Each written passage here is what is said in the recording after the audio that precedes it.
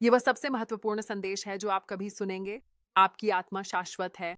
एक दिन आप परमेश्वर के सामने खड़े होंगे और अभी जिन लोगों से आप प्यार करते हैं, आपका परिवार, आपके दोस्त, वे मसीह के बिना नष्ट हो रहे हैं। अगर आज रात आपकी मृत्यु हो जाए, तो क्या आप परमेश्वर का सामना करने के लिए तैयार हैं? क्या वे तैयार होंगे? मेरे साथ बने रहें, क्योंकि अगले कुछ मिनट आपकी अनंतता को हमेशा के लिए बदल सकते हैं। शायद आप परमेश्वर में विश्वास नहीं करते, शायद आप खुद को नास्तिक या संशयवादी कहते हैं, लेकिन मुझे आपसे एक सवाल पूछने दीजिए। क्या आपने कभी झूठ बोला है? क्या आपने कभी किसी प्रियजन को चोट पहुंचाई है और अपराध बोध महसूस किया है?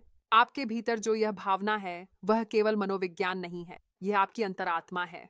अंदर से आप जानते हैं कि सही और गलत असली हैं, और अगर सही और गलत असली हैं, तो न्याय भी असली है। परमेश्वर का नियम आपके हृदय पर लिखा है।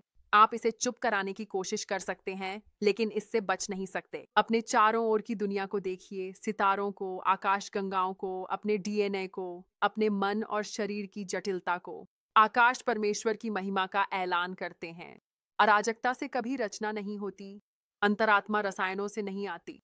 आपका निर्माण संयोग से नहीं, बल्कि परमेश्वर द्वारा किया गया है, और एक दिन आपको उसके सामने खड़ा होना पड़ेगा। बाइबल कहती है, सबने पाप किया है और परमेश्वर की महिमा से वंचित हैं। आप जानते हैं कि यह सच है। मैं जानता हूं कि यह सच है। हम सब ने झूठ बोला है, नफरत की है, वासना की है, स्वार्थी रहे हैं। पाप हमें एक पवित्र परमेश्वर से अलग कर देता है। पाप की मजदूरी मृत्यु है। धर्म आपको नहीं बचा सकता। अच्छे कर्म आपके अपराध को मिटा नहीं सकते, लेकिन आशा है, यीशु मसीह केवल एक और धार्मिक नेता नहीं है। उन्होंने भविष्यवाणियों को पूरा किया। उन्होंने स्वयं को परमेश्वर का पुत्र बताया। उन्हें सार्वजनिक रूप से क्रूस पर चढ़ाया गया और 3 दिन बाद उनकी कब्र खाली थी। 500 से अधिक गवाहों ने उन्हें जीवित देखा। उनके दुश्मन भी इसे नकार नहीं सके। उनके शिष्य इसे नकारने के बजाय मरने को तैयार थे। यह इतिहास है, मिथक नहीं, और यह सब कुछ बदल देता है। क्रूस पर यीशु मसीह ने आपके लिए अपना लहू बहाया। उन्होंने वह सज्जा उठाई जिसके आप हकदार थे। आपके द्वारा किए गए हर पाप को कलवरी पर उनके साथ कीलित कर दिया गया।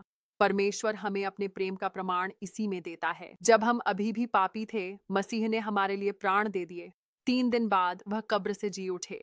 यीशु का लहू हमें हर पाप से शुद्ध करता है। आज अभी आपको क्षमा मिल सकती है। आप नया बना सकते हैं। आप मृत्यु से जीवन की ओर जा सकते हैं। शायद आप किसी और धर्म का पालन करते हैं, शायद आप खुद को आध्यात्मिक कहते हैं, शायद आप अपने पापों से प्रेम करते हैं, या शायद आपको कभी परवाह ही नहीं रही। सुनिए, इनमें से कोई भी आपको बचा नहीं सकता। केवल यीशु का लहू ही आपके पापों को धो सकता है। केवल मसीह ही मृतकों में से जी उठे, और केवल मसीह ही क्षमा और अनंत जीवन का प्रस्ताव देते हैं। किसी और में उद्धार नहीं है। अपने हृदय को कठोर मत बनाओ। आज ही पश्चाताप करो और विश्वास करो। आप सोच रहे होंगे, विज्ञान का क्या, दूसरे धर्मों का क्या, चर्च में पाखंडियों का क्या, दुख और बुराई का क्या? अगर मैं बदलने के लिए तैयार नहीं हूं, तो क्या होगा? मित्र, जब आप परमेश्वर के सामने खड़े होंगे, तब ये बहाने कोई मायने नहीं रखेंगे। विज्ञान यह समझाता है कि चीजें कैसे काम करती हैं, लेकिन यह नहीं बताता कि वे अस्तित्व में क्यों हैं।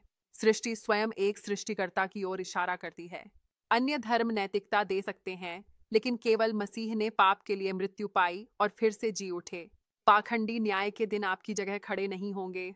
दुख पाप के कारण है, लेकिन परमेश्वर स्वयं मसीह में दुख में आया ताकि हमें बचा सके। और अगर आप इंतजार करते हैं, तो शायद आपको फिर कभी मौका न मिले।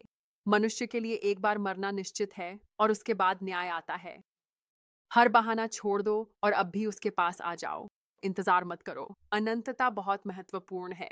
आज यदि तुम उसकी आवाज सुनो, तो अपने दिलों को कठोर मत करो। अभी मेरे साथ प्रार्थना करो।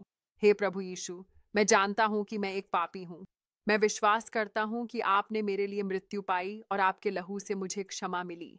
मैं विश्वास करता हूं कि आप कब्र से जी उठे। आज मैं अपने पापों से मुड़ता हूं और केवल आप पर ही अपने उद्धारकर्ता और प्रभु के रूप में भरोसा करता हूं। आमीन। अगर आपने यह प्रार्थना विश्वास के साथ की है, तो आप उद्धार पाए हैं, आपको क्षमा मिल गई है। अब आप परमेश्वर के संतान हैं। ध्यान से सुनिए, अगर आपने अभी अभी मसीह पर विश्वास किया है, तो आप सचमुच उद्धार पाए हैं, और यह उद्धार हमेशा के लिए है। यह परमेश्वर का वरदान है, कर्मों से नहीं। एक उपहार कल वापस नहीं लिया जाता। ये आज भी उपहार है, कल भी उपहार रहेगा, और अनंत काल तक उपहार ही रहेगा। हाँ, कल जब आप उठेंगे, तब भी आप पापी ही होंगे। आप ठोकर खाएंगे, लेकिन अब आप एक क्षमा प्राप्त पापी हैं। इसलिए अब जो मसीह यीशु में है, उन पर कोई दंड नहीं है। आपका उद्धार आपकी ताकत पर निर्भर नहीं करता, ये मसीह के पूर्ण कार्य पर आधारित है। उन्होंने कहा, मैं उन्हें अनंत जीवन देता हूँ और वे कभी नाश नहीं होंगे और कोई भी उन्हें मेरे हाथ से छीन नहीं सकता। ये संसार समाप्त हो रहा है, लेकिन आप परमेश्वर के साथ सदा जीवित रहेंगे। इस तारीख को याद रखिए, इसे कभी मत भूलिए। आज किसी को बताइए, मैंने मसीह पर अपने उद्धारकर्ता के रूप में विश्वास किया है। अपनी कहानी साझा कीजिए कि यीशु ने आपके लिए क्या किया है। बाइबल पढ़ना शुरू कीजिए। यूहन्ना के सुसमाचार से शुरू करें और ऐसी कलीसिया खोजें जहां बाइबल की शिक्षा दी जाती हो, ताकि आप बढ़ सकें और अन्य विश्वासियों के साथ चल सकें। यह संदेश केवल एक उद्देश्य के लिए है, आत्माओं को मसीह के पास लाना।